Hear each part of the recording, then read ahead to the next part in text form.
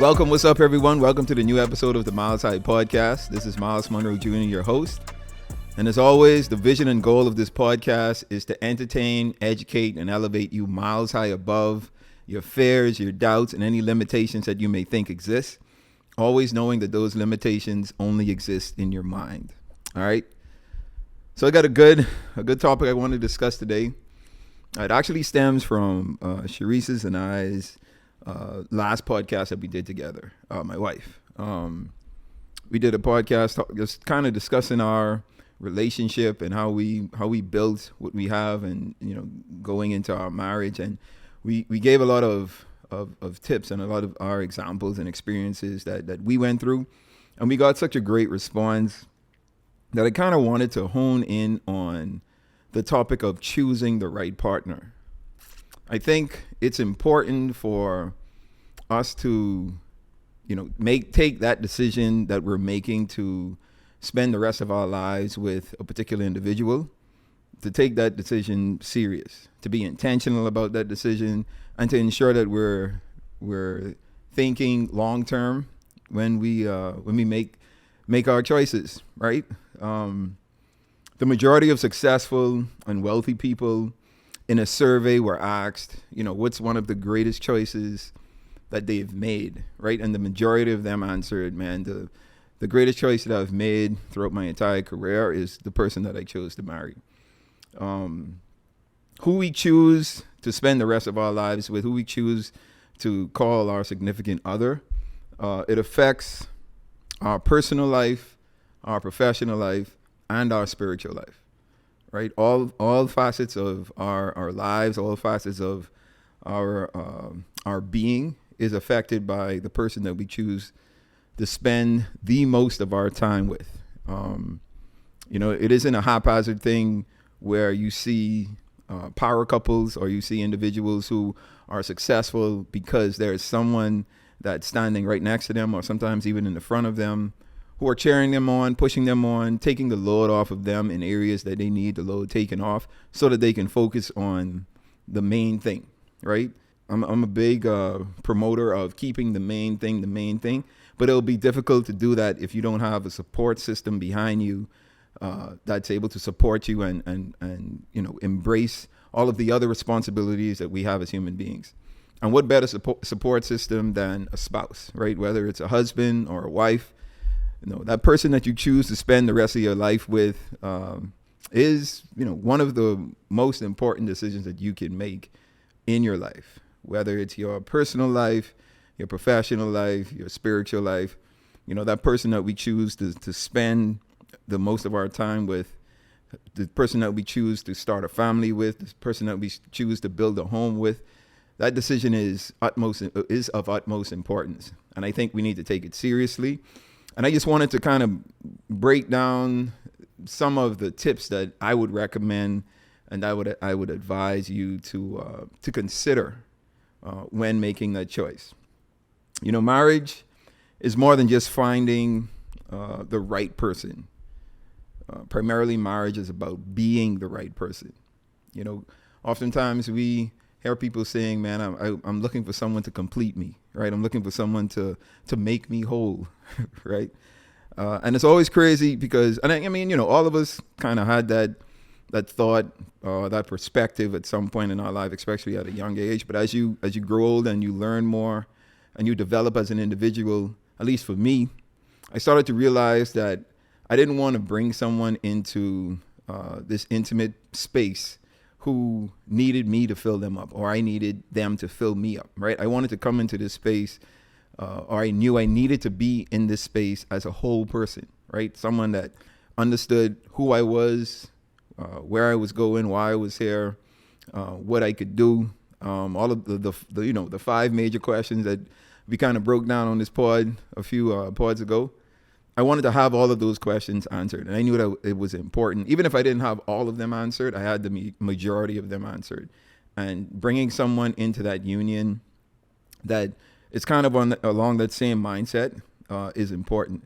I think the person that we choose to join ourselves with should be making us better, right? We should be making each other better.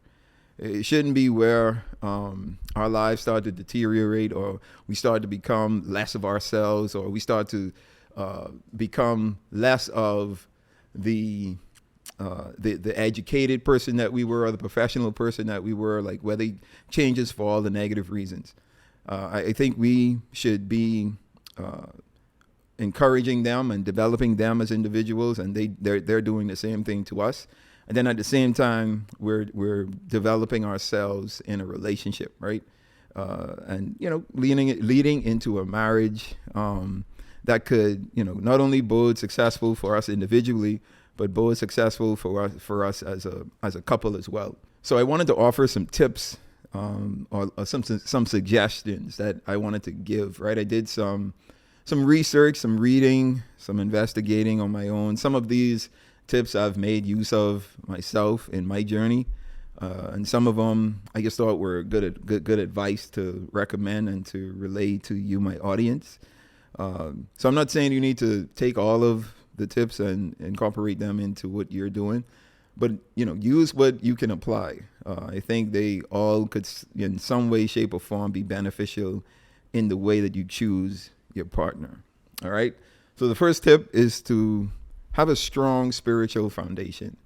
I think this is important because having a strong spiritual foundation keeps you focused and keeps you disciplined, right? I think when we have our faith as the base of not just our relationship decisions, but every decision that we make, I think more times than not, we're going to be in the right place at the right time, making those right decisions that need to be made, right? And our strong faith assists us in making those right and those needy decisions, right? Those in-time decisions that we have to make. So it keeps us focused, it keeps us disciplined, and it's something that I would say is probably one of the most important things you could do when deciding on who your partner should be, right? I know Sharice and I, when we were dating, we spoke about our faith, both of our faiths, quite a bit, right? Sharice came from a different spiritual background than I did. She grew up Anglican, and I grew up non-denominational, or with a kingdom mindset. And there are some differences that we experience, right? Traditionally in the church, the Anglican faith does things much more differently. They have slightly different beliefs and outlooks on their faith than I would as a non-denominational practice.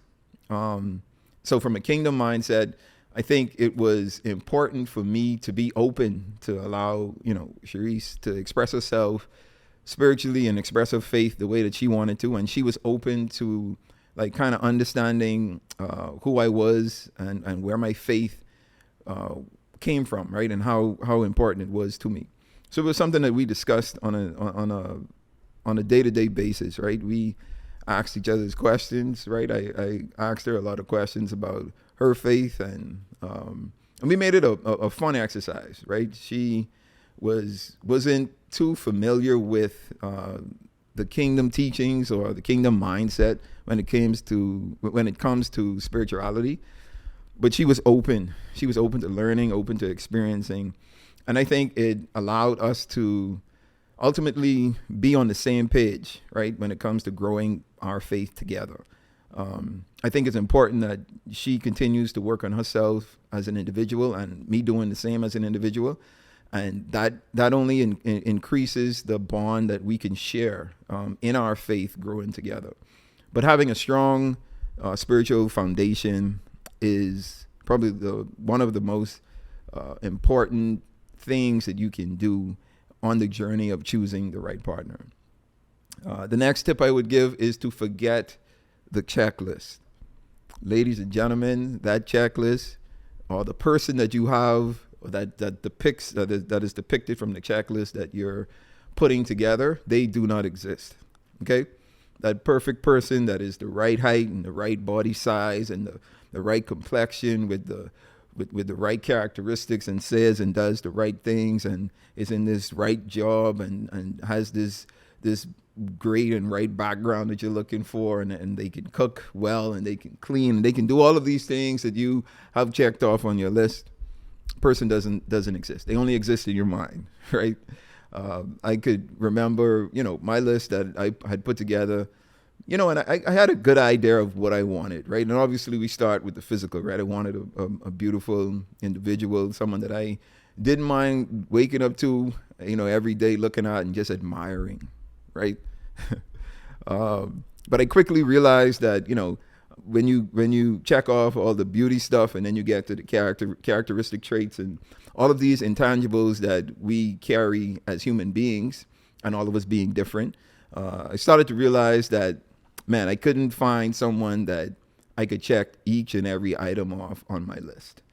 And I just started to realize, like, man, either I'm going to find someone that's beautiful and has everything I want from a physical trait standpoint, but they don't have any of the characteristic traits that I like. Or I could find someone that isn't too, easy on the eyes, right?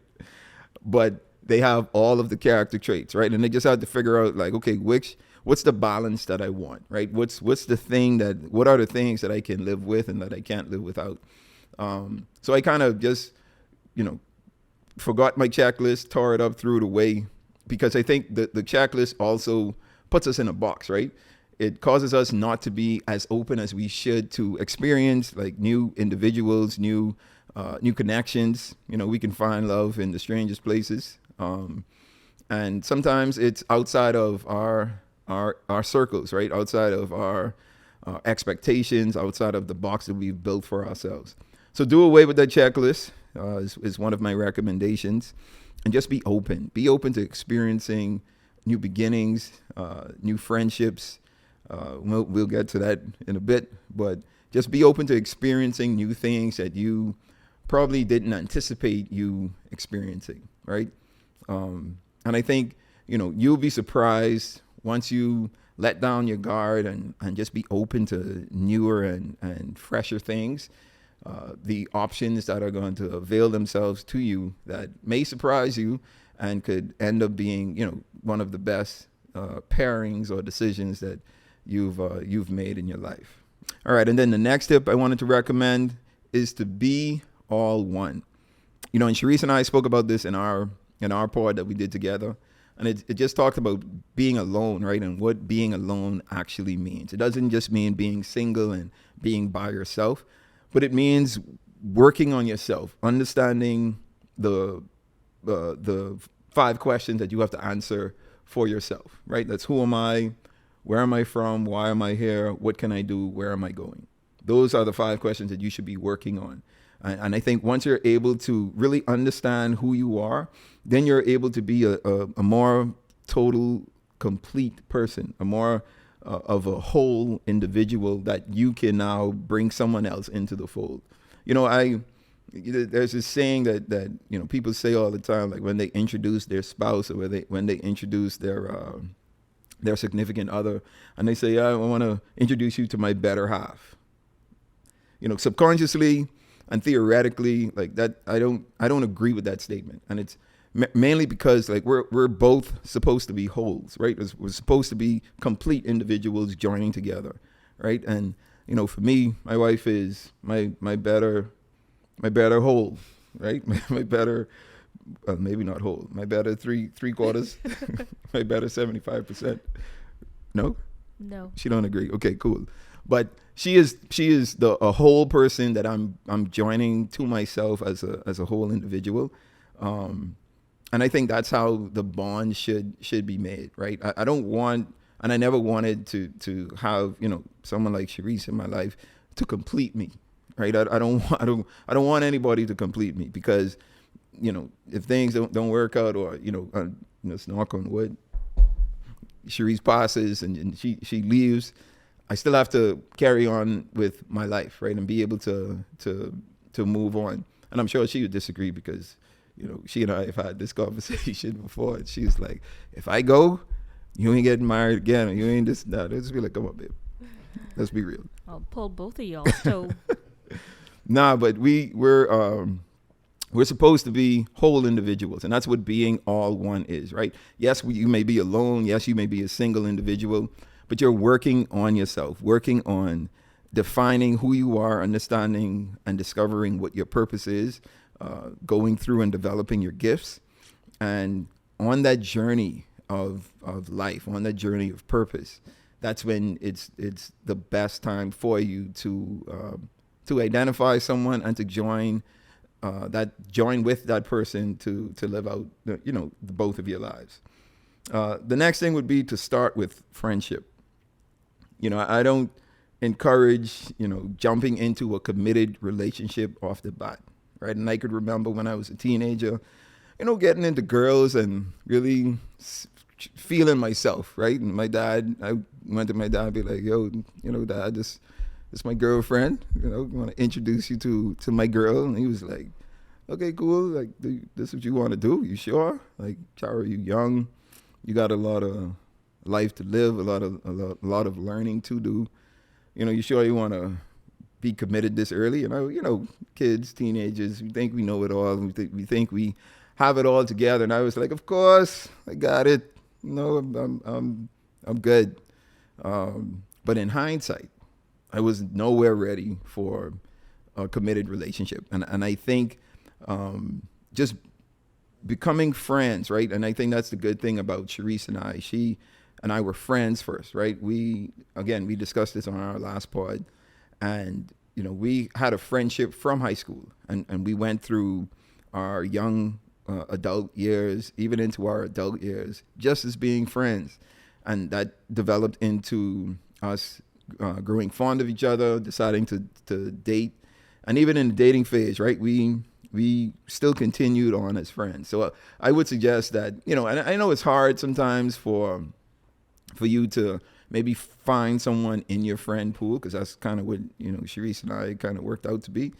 But if you meet someone, right, and you think you're attracted to this person, or you find this person attractive and you think you want to maybe see if something can work out, I would suggest not jumping into a committed relationship off the bat, right? Maybe for a year, 6 to 12 months, just be friends, just kind of date, kind of court each other, date a few people, see, who you get along with the best. Because I think as we grow, especially as young men, right, when we're 18, 19, 20, we don't really know what we want. We see the physical and we think like that's all it's about. And as we get older, we realize that it's beyond the physical beauty that a female can offer, right? We want to know what it is intellectually, what her aspirations are from a professional lifestyle, what's her faith, what's her spiritual life like. All of these important questions that we need to ask and we need to communicate. And the only way we could do that, or the best way, not the only way, but the best way that we can do that is if we start off as friends and just kind of get to know each other. Don't rush into anything. And that leads me to the next tip, right? My fellas out there, some of my women as well. I wanted to encourage you to think with the right head.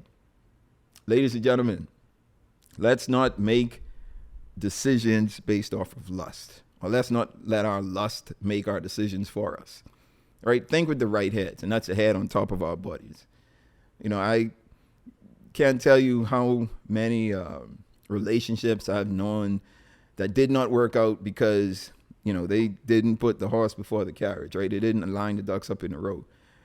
There were things that we should focus on more so than the physical attraction or anything intimate, right? Getting to know someone, really understanding who they are, what their history is, their family history, the way that they were brought up, how they were taught. These are the things that we should be thinking through before making a lustful decision. So let's think with the right heads, everyone. Let's use the heads on top of our bodies.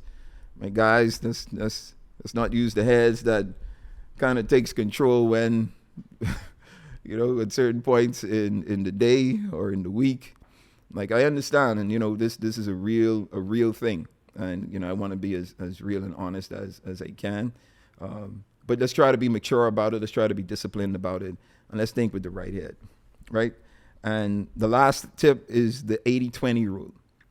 And I'm sure we've all heard about this rule. And this kind of goes back to forgetting the checklist, right? Because there's always going to be 80% of someone that you love or that you like or that you can understand and grow with. And then there's that 20% that 20% that's just like, boy, I don't know. I don't know if I could do this, right? This is something that's unexpected, or something that just catches you by surprise, right? But I think if we can really focus on the 80% and weigh the 20%, and weigh it in the sense of, is this something that I can live with, right? Are these baggages that I can carry, right? Because we all have baggages when we come into a relationship, right? Especially if we're, much older, like in our 30s or 40s or whatever, and getting into a relationship, you come with a history already, right? Some experiences. So there are things that you bring into a relationship that, some habits that you've developed, some trauma that you have experienced, and you come into a relationship, and there's this sense of, okay, I need to get to know and unpack all of these things with this individual, and is this something that they can bear? And the same for them, is them unpacking all of their issues and their traumas and their experiences something that I can bear. And I think that's the issue with a lot of the marriages that don't work out, right? Because the statistics show that 50% of marriages tend not to work out. And I think it's all because, people run into this 20% that, isn't great or isn't the best about their spouse, and they just choose to call it quits. They don't want to fight through it. They don't want to work through it. They don't want to grow with this person, right? Accept their good, the advantages, the pros about them, but also accepting their flaws, right? And the cons about them as well. So, if you have to break it down even to writing everything out, right? Write the things that you love about this person, write down the 80%. This is everything that I love, that I can see myself growing old with this person. And then the 20%, you're writing that out too. And man, these are some red flags that I see, or some things that I don't know if I can work with. And then make your decision, right? Either you're going to choose to, I can take this on, and I think we can work through these differences, or, these are things that are non-negotiable for me, and I'm gonna choose not to go any deeper with this relationship. I think for Sharice and I, I don't want to speak first. I'm going to speak for me.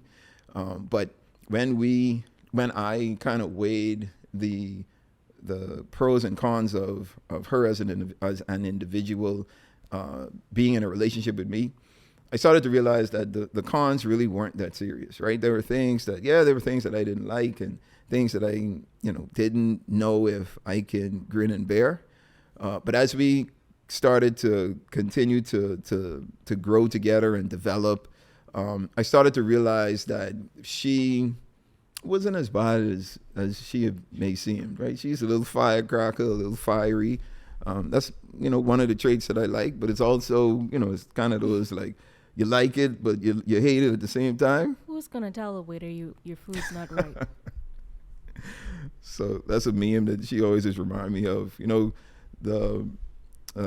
There's a meme that introverts mostly, but men, they'd be like, why do you put up with this talkative, fiery female in your life? And it's like, yo, who else could tell the waiter that my order wrong, right?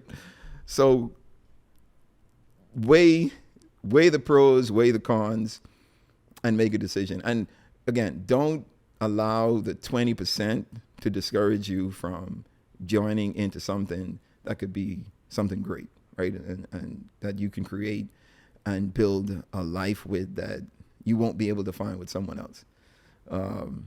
There's no blueprint for this, ladies and gentlemen. It's going to be different for each and every one of us, right? It worked out. It worked a certain way for me. It worked a certain way for my wife. It worked a certain way for my team. But each of us have been able to figure out and choose the partner that we wanted to live the rest of our lives with. And these are just some tips that I wanted to just kind of break down, right, and discuss and kind of shed some light on, of which I used in my experience, and some that I thought was just some good advice. Babe, I think this would probably be good for me and you to hop back on a pod together so that we could talk. She rolling her eye at me right now. But I think we could be helpful, right? And our experiences and our story and things that we've learned. You don't agree? So is this your way of inviting me on the show next week? Yes. Okay. Yes. I'll be there. You will? I'll be there. Do I have to cook Make anything sure there's for a you? platter. All right, cool. So there you have it. So I think my wife and I are gonna come back for round 2 and talk about relationships again. I just think it's important for us to really be intentional about this decision, man, because this decision can really make us or break us as individuals, right? Because it's easy if we're going through life by ourselves, right? But the minute we bring someone into that equation, then the focus shifts just from us as an individual to now a unit, right? I got to make sure I'm able to take care of this person, or we're able to take care of each other and support each other and do all of these things that need to be done in a relationship. And you don't want to be selfish in it, right? It's a learning process. It's growing pains, like I like to describe it. But it has to be something that you accept and that you are aware that you're going to have to be building through. And again, Sharice and I have, conversations quite a bit, and I think our communication just allows us to continue to build our union. So these were just some tips I wanted to offer to you. Hopefully they were helpful. You heard it here first. My wife's going to be joining me next week on the pod, and we're going to dive into, some of these tips a little more. I think it's going to be a good conversation. Hopefully we get a great response again. And again, the tips that I gave today and, whatever Sharice and I are going to discuss next week, it's no blueprint to anything, right? These are just advice from our experiences and our journey. And I want you to pull from it what you can, and what doesn't apply, you could toss it to the side. But, I'm just here to kind of just be a voice of reason, a voice of encouragement, and just try to impact and influence your lives in a positive way. All right. So this is the point in the pod now where I introduce the milestone for today. And the milestone is simply this: stop looking for a partner and focus on your goals and building your life. And the right person will eventually find you. All right. Don't focus on trying to find that person or trying to complete yourself. Focus on completing yourself. Focus on discovering who you are and why you are. And I think on that journey, you'll find the right person, right? That right person will come along and you'll be able to identify them and be like, this is the person that I feel is right for me. And last bit of advice, the person that you choose, just make sure you wake up every day and choose them, right? Because marriage is a choice, guys. Love is a choice, right? It's not an emotion. It's something that we choose to do, and we have to wake up every day and choose that person, right? Be disciplined enough and matured enough to choose that person and make that relationship work. Okay. So that brings us to the end of this pod. I'm always excited when I can, discuss these topics, especially stuff that are personal to me, things that I've gone through, and that I'm able to kind of use as a recommendation for you as the audience. I'm always grateful for you guys listening. If you want to talk about anything, let's discuss some things, drop me a comment here. I'll definitely be replying back to you guys. But as always, my goal and vision for this pod is to entertain, educate, and elevate you miles high above your fears, your doubts, and any limitations that you may think exist, always knowing that those limitations only exist in your mind. All right, until next time, you guys stay blessed.